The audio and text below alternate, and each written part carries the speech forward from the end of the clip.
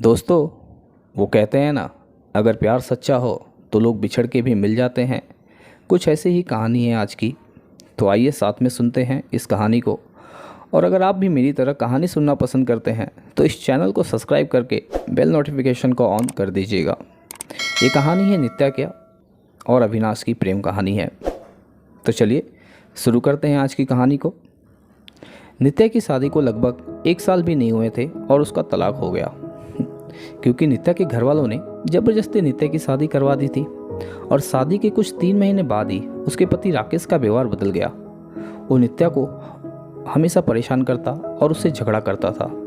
वैसे कहने के लिए राकेश एक कंपनी में काम तो करता था, पर रोज़ शाम को वो देरी से आता था, क्योंकि ऑफिस के बाद उसे दारू पीना जो था वो दारू पीने के लिए रुक जाता था। घर आकर वो नित्या से हर छोटी छोटी बात पे बहस करता था, उसे खरी खोटी सुनाता था। और वो नित्या को ये भी बोलता था कि तू चली जा यहाँ से, मुझे तेरी कोई ज़रूरत नहीं है, बहुत मिल जाएंगी तेरी जैसी। पर नित्या उसका ये व्यवहार चुपचाप सहन करती थी। उसने अपने घर वालों को भी इस बारे में कुछ नहीं बताया था, क्योंकि वो अपने घर वालों से नाराज़ थी। उन्होंने ज़बरदस्ती जो शादी करवाई थी। नित्या अविनाश से प्यार करती थी, पर जब ये बात नित्या के घर वालों को पता चला तो उन्होंने ज़बरदस्ती उसकी शादी राकेश से करवा दी। अविनाश उस वक्त कुछ नहीं कर पाया, क्योंकि नित्या के पापा ने अविनाश के खिलाफ पुलिस कंप्लेंट कर दिया था कि वो नित्या को परेशान करता है, और इसी कारण वो कुछ दिनों के लिए जेल में भी था। ये सब के बारे में नित्या को कुछ नहीं पता था। नित्या अपनी शादीशुदा ज़िंदगी में बहुत परेशान थी। कुछ महीने ऐसे ही चलता रहा। राकेश थोड़ा भी नहीं बदला। फिर नित्या ने सोचा कि अब वो इस रिश्ते में नहीं रह सकती, और उसने राकेश से तलाक लेने का फैसला कर लिया। बहुत झगड़े होने के बाद, बहुत कुछ करने के बाद आखिर में उनका तलाक हो गया। तलाक के बाद नित्या अपने मम्मी पापा को सब कुछ बता दिया, पर उन्होंने उल्टा नित्या को ही डांटना शुरू कर दिया कि ऐसा क्या हुआ कि तुझे तलाक लेने की ज़रूरत पड़ गई, अब क्या करेगी, कहाँ रहेगी, कौन तुझसे शादी करेगा। ये सब सुनकर नित्या उनके साथ रहने से इनकार कर देती है, और वो एक छोटी सी कंपनी में काम करने लगती है। कंपनी ने जो उसे घर दिया था उसी में वो अकेले रह रही थी। उसे कभी कभी अविनाश की याद आती थी, लेकिन उसने कभी अविनाश से संपर्क करने की कोशिश नहीं की। वो सोचती थी कि अब वो किसी पे बोझ नहीं बनना चाहती है, वो अपने पैरों पे खड़ा होना चाहती है। वो अपना पूरा समय अपने काम को देती थी। उसका काम इतना अच्छा था कि 4 महीने में उसका प्रमोशन हो गया और वो अपने डिपार्टमेंट की हेड बन गई। प्रमोशन के कुछ महीने बाद उसकी कंपनी की तरफ से उसे एक मीटिंग अटेंड करने के लिए विदेश जाने का अवसर मिला। नित्या अपने काम में बहुत तरक्की कर रही थी। अब उसके मम्मी पापा को भी नित्या पे फ़ख्र महसूस हो रहा था, और साथ ही उन्हें पछतावा भी हो रहा था कि उन्होंने अपनी बेटी की शादी गलत घर में कर दिया था। नित्या विदेश जाने की बात से बहुत खुश थी। 4 दिन बाद नित्या की फ़्लाइट थी। उसे कुछ खरीदारी करनी थी। फिर वो ऑफिस के पास के ही एक मॉल में गई। उसने कुछ कपड़े और मेकअप के सामान खरीदे। वो मॉल में घूम रही थी, कपड़े देख रही थी। तभी उसके पीछे से उसके कंधे पे किसी ने हाथ रखा। वो पीछे मुड़ी देखने के लिए कि कौन है, पर उसे अपनी आंखों पे विश्वास नहीं हो रहा था, क्योंकि जिस इंसान ने उसके कंधे पे हाथ रखा था वो कोई और नहीं, उसका अविनाश ही था। नित्या उसे देखती रह गई। वो समझ नहीं पा रही थी कि अविनाश से क्या बात करे। अविनाश नित्या को देखकर बहुत खुश हुआ। दोनों के आंखों में आंसू और साथ साथ खुशी भी थे। अविनाश ने पूछा, तुम यहाँ क्या अपने पति के साथ घूमने आई हो? नित्या उससे नज़रें चुराते हुए बोली, नहीं। अविनाश ने पूछा, कैसी हो? नित्या उससे बात नहीं करना चाहती थी, और वो चाहती थी कि अविनाश उससे दूर चला जाए, और वो ये भी नहीं चाहती थी कि अविनाश को ये पता चले कि उसके पति का उसके साथ तलाक हो गया है और अब वो अकेले रहती है। अविनाश उससे पूछे जा रहा था। उसने बोला, अरे कुछ तो बोलो। नित्या वहाँ से जाने लगी।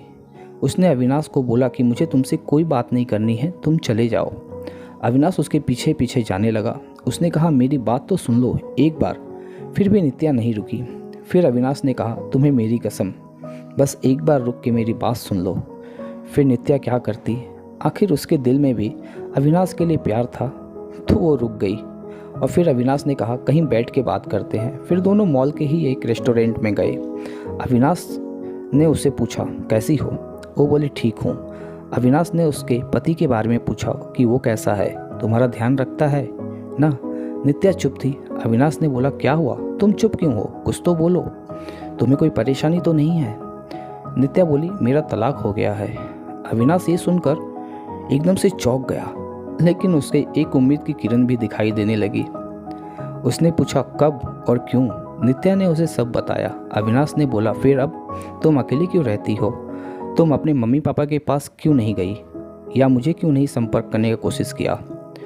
नित्या इस बात पे थोड़ा सा गुस्सा हुई और नित्या बोली, अगर तुम मुझसे प्यार करते थे तो जब मेरी शादी हो गई तब तुम कहाँ थे? मुझे लेने क्यों नहीं आए? तुम जानते हो मैं उस वक्त कितनी अकेली पड़ गई थी। मेरी शादी भी मजबूरी में हुई। अविनाश ने पूछा, क्या तुम्हारे पापा ने तुम्हें इस बारे में कुछ नहीं बताया? नित्या बोली, नहीं, मुझे कुछ नहीं बताया गया। अविनाश ने बोला, तुम्हारे पापा ने मुझ पे केस कर दिया था और मैं जेल में था कुछ महीने, इसलिए मैं तुमसे मिलने नहीं आ सका। नित्या बोली, मैं माफ़ी चाहती हूँ तुमसे अपने पापा की तरफ से। अविनाश ने कहा, अब वो बातों को जाने दो, मैं भूल चुका हूँ वो सब, अभी की बात करो। अविनाश ने बिना देर किए उससे पूछ लिया, क्या अब तुम मुझसे शादी करोगी?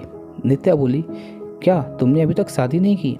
अविनाश ने कहा, नहीं, मैं अभी अपने करियर पे ध्यान दे रहा हूँ और यह सब कुछ काम से ही, यहाँ भी कुछ काम से ही आया था।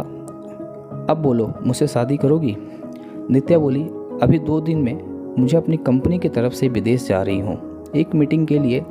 उधर से लौटकर इस बारे में बात करते हैं। अविनाश ने कहा, पहले ही बहुत इंतज़ार किया है, अब और इंतज़ार नहीं होता, लेकिन फिर भी जैसा तुम कहो वैसा ही होगा, जैसा तुम चाहो।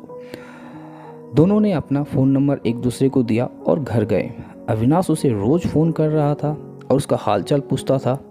एक सप्ताह बाद जब नित्या अपनी मीटिंग ख़त्म करके लौट आई तो अविनाश उससे मिलने के लिए बोला, लेकिन नित्या अपने ऑफिस में व्यस्त चल रही थी। उसने कहा कि हम रविवार को मिलेंगे। फिर वो दोनों रविवार को उसी मॉल में मिले। अविनाश ने पहले उससे मीटिंग और काम के बारे में पूछा कि सब ठीक चल रहा है ना? नित्या ने कहा, हाँ, सब ठीक है। फिर अविनाश ने उससे शादी का पूछा। तुमने कहा था ना कि आके बताऊंगी शादी करेंगे या नहीं, तो अब बोलो क्या सोचा है? नित्या तो अविनाश से प्यार करती ही थी और अब उसे मौका भी था अपने प्यार के साथ पूरी ज़िंदगी बिताने का, तो उसने हाँ कर दिया। दोनों बहुत खुश थे। नित्या ने अपने घर पर अविनाश के बारे में सब कुछ बता दिया, पर इस बार उसके घर वालों ने मना नहीं किया और उसके फैसले के लिए वो मान गए, क्योंकि एक बार उन्होंने गलती की थी और उसकी बेटी को बहुत तकलीफ़ उठाना पड़ा।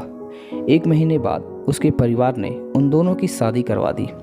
अविनाश ने अपना खुद का बिजनेस स्टार्ट किया था, तो अब वो और नित्या एक साथ बिजनेस को आगे बढ़ा रहे थे और वो दोनों हमेशा के लिए एक दूसरे के हो गए थे और साथ में बहुत खुश थे। दोस्तों, कहानी अगर अच्छी लगी होगी तो कहानी को लाइक ज़रूर कीजिएगा और मुझे कमेंट करके बताइएगा क्या मैं सही तरीके से कहानी को बोल पा रहा हूँ या नहीं।